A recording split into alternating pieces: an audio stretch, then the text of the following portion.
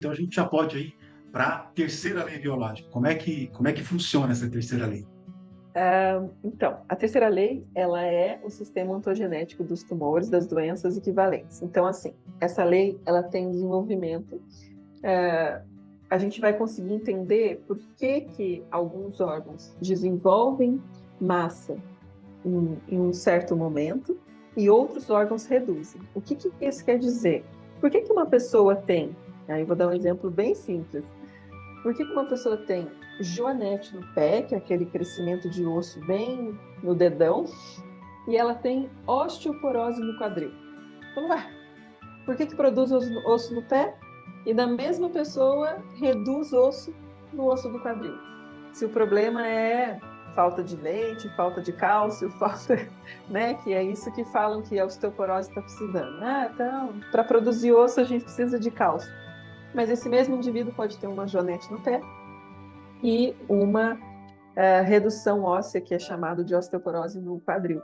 E a terceira lei vai identificar exatamente por que e em qual fase esses órgãos estão fazendo essa função. Então, nós vamos entender que, no caso do pé, eu já tenho uma fase de cura ali, e no caso do quadril, como está reduzindo ainda, eu ainda tenho uma fase ativa da doença. Se eu consigo identificar a segunda lei, trago para a terceira e compreendo que cada tecido biológico ele vai ter um comportamento, eu consigo perceber como que meu corpo está reagindo às circunstâncias da minha vida. E é bem simples. E aí, um outro exemplo é quando a gente vai, por exemplo, para o estômago. Por que algumas pessoas têm úlcera no estômago e outros têm tumor, crescimento tumoral, crescimento de célula no estômago? Pô, mas o que acontece? A gente vai explicar com a terceira lei por quê e quais são os tecidos biológicos, né, germânicos, que a gente chama de embrionários, tecidos embrionários que estão envolvidos. Ficou claro? Ficou. E gostei, inclusive, desses exemplos que você deu aí, são bastante esclarecedores e interessantíssimos também. E aí, nesse caso, qual seria, então, a quarta lei biológica? A quarta lei biológica ela é bem polêmica, porque ela vai Polêmica. falar da importância dos micro-organismos para a gente, né? Então, Deus não é maligno, não erra. Então, tudo que está na natureza tem sua função. Os vírus têm a função, se eles existirem, porque na visão da nova medicina talvez nem exista. Então, por isso é polêmico.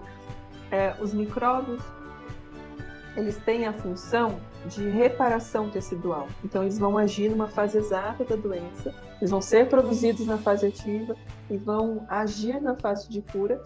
E o que é importante aqui? Eles têm um propósito, eles têm um papel importante, eles não precisam ser combatidos a todo custo. Eles são importantes para a nossa flora, para o nosso funcionamento. E então não tem como a gente falar assim que os micróbios, os micro-organismos do pulmão são ruins e os micro-organismos do intestino são bons. Então, na flora intestinal, a gente precisa de bactérias para sobreviver e no pulmão a gente não precisa. Falar isso é a mesma coisa assim, fica num lugar que a gente dita o que é bom e o que é ruim para o nosso corpo. O micro-organismo, ele tem a sua função e ele está lá por uma proposta específica. Quando a gente compreende o que eles estão fazendo e a importância deles no nosso corpo e qual fase da doença a gente está, conseguimos passar por aquilo de uma forma mais fácil, mais leve, mais tranquila, sem ter que combater.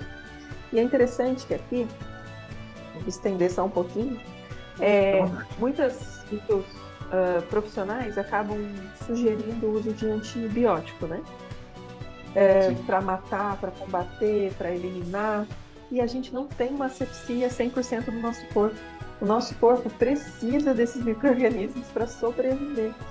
Então, quando você toma esses tipos de antibiótico, anti-inflamatório, e vai contra ao que o corpo já está estabelecendo como uma flora, você desorganiza tudo.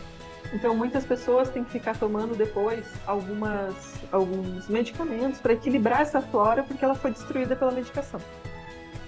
Então, alguns estudos hoje já falam que nós somos mais micro-organismos do que células no nosso corpo. Então, não tem algo a ser combatido. Nós temos que entender o porquê aquele micro-organismo está agindo naquela região. qual é o propósito biológico? Qual é o significado biológico daquilo que está acontecendo? Porque senão eu vou tentar matar tudo que eu acho que é ruim. E se nós formos por um lado da natureza, na natureza não tem nada bom ou ruim. As coisas são o que são. Então, a quarta lei, embora ela seja polêmica, quando você desperta para ela, fica tão claro que você fala, nossa, como eu não pensei nisso? É mais uma quebra de paradigma, né?